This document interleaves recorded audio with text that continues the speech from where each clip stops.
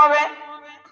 প্রসঙ্গ আসলো এই জন্য বলে নিচ্ছি, কিয়ামতের মাঠ হবে সারা পৃথিবী, তামার জমিন হবে সারা পৃথিবী। পৃথিবীর এক মাথা থেকে আরেক মাথা পর্যন্ত মানুষকে আল্লাহ কাতার করে দাঁড় করাবেন। হাসরের মাঠে 120টা কাতার থাকবে। কাতারবদ্ধ মানুষের মধ্যে আল্লাহ পাক রব্বুল আলামিন কিছু মানুষকে দাঁড় করাবেন হাসরের মাঠে। আল্লাহ বলবেন, যারা যারা দুনিয়ায় থাকতে তাহাজ্জুদের নামাজ পড়তে, তোমরা একটু দাঁড়াও। কি পড়তে? এখন আপনারা বলেন, আমরা এই মজলিসে আমি যদি বলি কারা কারা তাহাজ্জুদ পড়েন হাত তুলেন, তাইলে কয়জন বের হবে? আমি নিজেও না, মাঝে মাঝে পড়ি, রেগুলার পড়ার সুযোগ নাই। কারণ আমার এক উস্তাদ বলেছিলেন ওয়াজ কম করে করবা।